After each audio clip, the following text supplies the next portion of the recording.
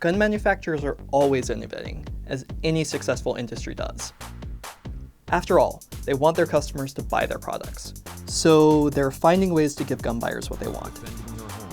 Namely, powerful weapons that aren't closely regulated by the federal government. Former ATF officer David Shipman was involved in classifying this ever-evolving gun technology. I was there when the question of bump stocks came in, and the ask was, we want to create a device that allows people with handicaps to their hands to simulate fully automatic gunfire. Since ATF didn't see bump stocks shoot like machine guns, they decided not to regulate them like machine guns.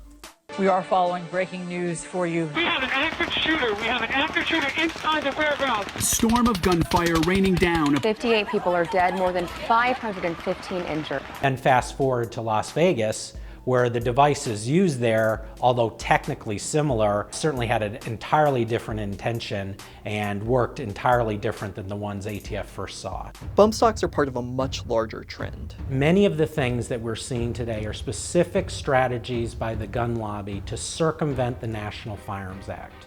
Shipman is referring to the National Firearms Act of 1934, the NFA for short. It was the first federal gun control law.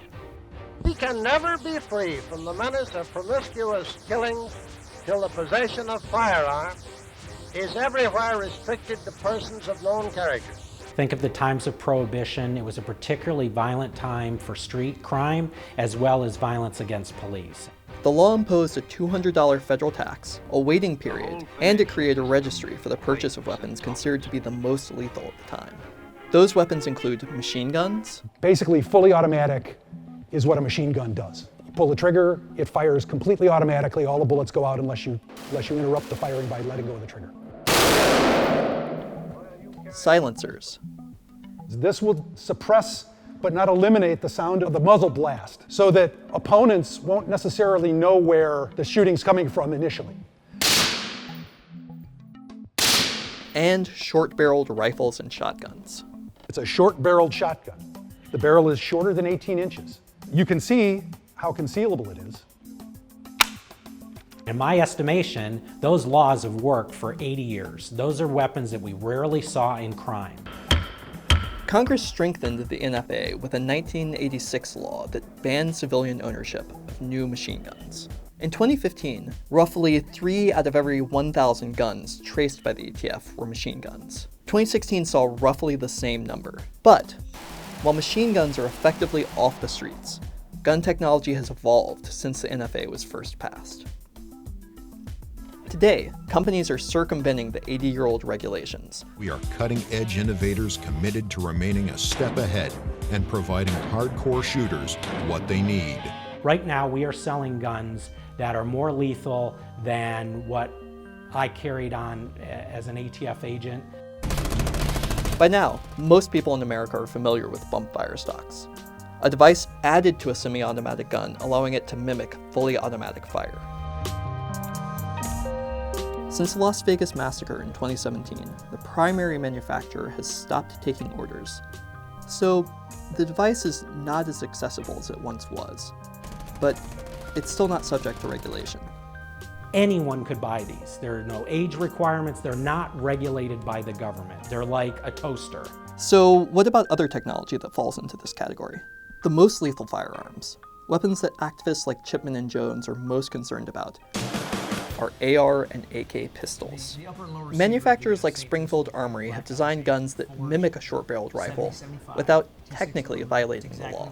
These are the identical frames of the well-known AR-15 and AK-47 rifles, but they've made them into pistols. Take the Saint. It's modeled after Springfield Armory's popular semi-automatic weapon, but instead, it's an AR-15 pistol with a 7.5-inch barrel.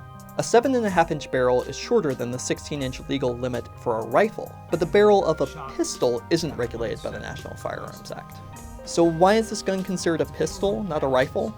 Well, it doesn't have a buttstock. Companies have come up with an attachable product called a forearm brace that basically functions like a buttstock.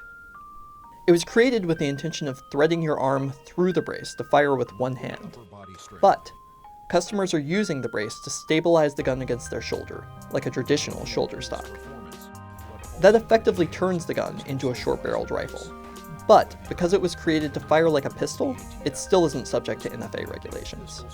And because they're rifle rounds, they are going at a much faster speed, they defeat body armor, and when they hit you, they just leave devastating wounds. And those are being treated like normal handguns.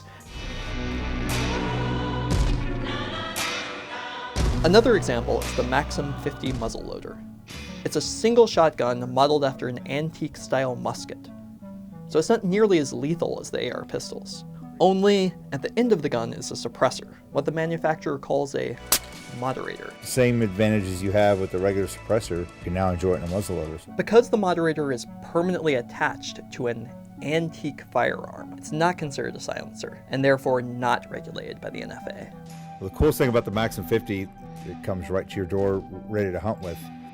Which means anyone with $1,000 can buy it online, unless they live in one of a handful of states where the Maxim 50 is facing legal challenges. These products are becoming more common. As the National Firearms Act becomes less relevant, advocates like Chipman keep pushing to modernize the regulatory system. Enough is enough! I can't buy a car and not register it. I can't go buy pharmacy drugs without going to a pharmacy. I can't go buy beer off the internet and meet someone in a parking lot. But that's how we regulate guns, and because of that, criminals know the avenues in which they can obtain them quite easily. Criminals are aware of the obsolete regulation. Now, the broader public needs to be too. It's particularly important that the 70% of Americans who don't own guns understand what the gun lobby is doing full time to try to profit at the expense of us not being engaged on this issue.